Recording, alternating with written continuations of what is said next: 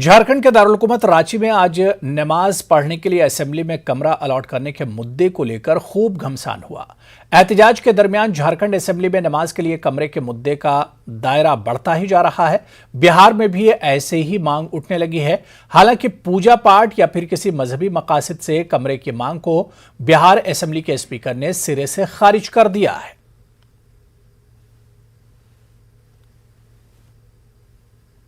झारखंड में बिल्कुल गलत किया गया है। धर्मनिरपेक्ष कहने को संविधान में धर्मनिरपेक्षता है तो तुष्टीकरण नहीं होना चाहिए, और ये तुष्टीकरण की पराकाष्ठा है। अगर किए हैं तो सभी धर्मों के लिए भी ऐसा प्रार्थना के लिए, हनुमान चालीसा पढ़ने के लिए, नमाज के लिए जगह दें। तो आप बिहार के विधायक हैं, तो आप भी मांग करते हैं कि बिहार विधानसभा में ऐसी कुछ होनी चाहिए? बिहार विधानसभा में भी दे प्रार्थना के लिए, हनुमान चालीसा पढ़ने के लिए। उनको शुक्रवार को छुट्टी होती है तो हमको मंगलवार को छुट्टी दे।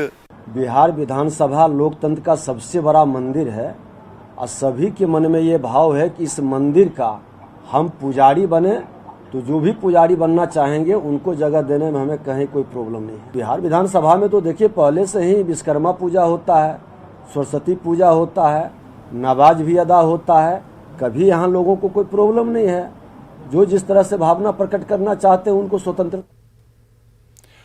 पटना का तारीखी मदरसा इस्लामिया शमसुल हुदा असातिज़ा की कमी के सबब मुश्किल हालात का सामना कर रहा है।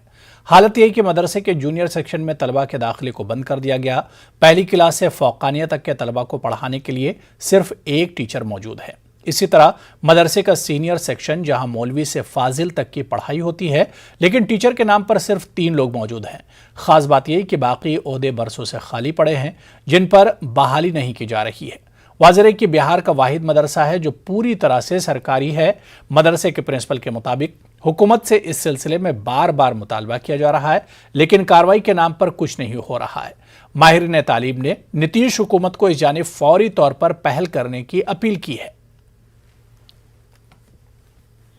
यहाँ पर मौजूदा सूरत हाल अभी ये है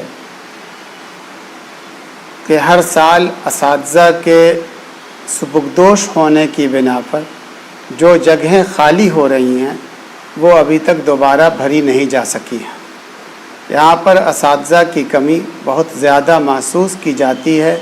ख़ुसूसन हमारा जूनियर सेक्शन जो बिल्कुल खाली हो चुका है और एक उस्ताद के ऊपर जूनियर सेक्शन का निज़ाम चल रहा है, वो बहुत ज़्यादा तालीमी तौर पर मुतासिर है और जिसकी बिना पर हम इब्तिदाई दर्जात के अंदर एडमिशन लेने से कासिर हो चुके हैं।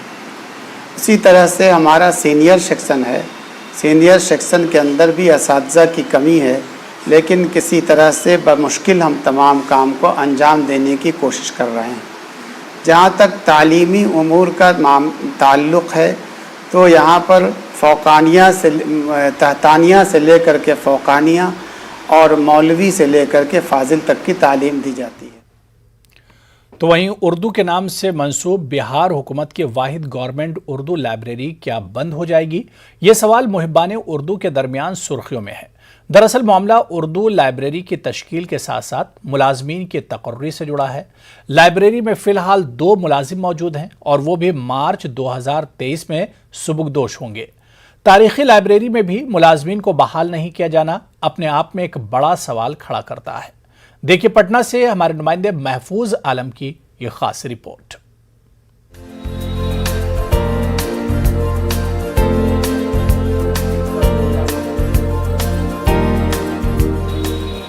कहा जाता है कि पूरे हिंदुस्तान में उर्दू के नाम से हुकूमत की कोई लाइब्रेरी मौजूद नहीं है। पटना के अशोक राजपथ पर वाक़े सिर्फ इस लाइब्रेरी को ये एजाज़ हासिल है। 1938 में सैयद महमूद ने इस लाइब्रेरी को कायम किया था। गवर्नमेंट उर्दू लाइब्रेरी में नायाब किताबें मौजूद हैं। आज़ादी से कब्ल के तमाम उर्दू के अखबारात और रसाइल का ज़ख़ीरा लाइब्रेरी में महफूज हैं। इसके अलावा उर्दू में साइंस की किताबें हैं। लाइब्रेरी में मजमूई तौर पर 40,000 से ज़्यादा किताबें हैं। बगैर किसी तफरीक के यहाँ तलबा न सिर्फ पढ़ने आते हैं बल्कि लाइब्रेरी के रीडिंग रूम में बैठकर मुकाबला जाती इम्तहानात की तैयारी भी करते हैं। लेकिन लाइब्रेरी के सिलसिले में हुकूमत की संजीदगी का आलम यह है कि मुलाजमीन सुबुकदोश होते जा रहे हैं और खाली ओहदों पर बहाली नहीं हो रही है। 2020 से जो रिटायरमेंट शुरू हुआ है اس کے بعد سے ریٹائر کرتے لوگ جا رہے ہیں، جس میں ہم بھی ریٹائر کر چکے ہیں، مگر دوبارہ ہم کو بحال کیا گیا ہے۔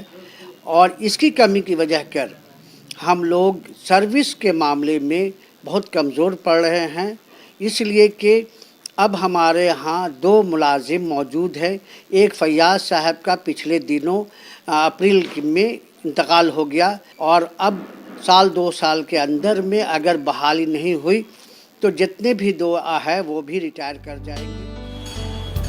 گورنمنٹ اردو لائبریری میں محض 10 عہدے منظور ہوئے ہیں اور ان میں سے بھی 2 عہدوں کو چھوڑ کر باقی عہدے خالی پڑے ہوئے ہیں۔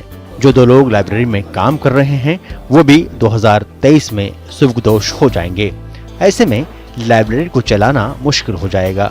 لائبریری کے لوگوں نے حکومت سے مطالبہ کیا ہے کہ خالی عہدوں پر جلد سے جلد ملازمین کی بحالی کی جائے تاکہ سبکدوش ہونے سے پہلے نئے ملازمین کو لائبریری کے سلسلے میں ٹرینڈ کیا جا سکے۔ ادھر گورنمنٹ اردو لائبریری کئی سالوں سے تحلیل ہے، جس کی تشکیل کو لے کر کوئی کارروائی نہیں ہو رہی ہے۔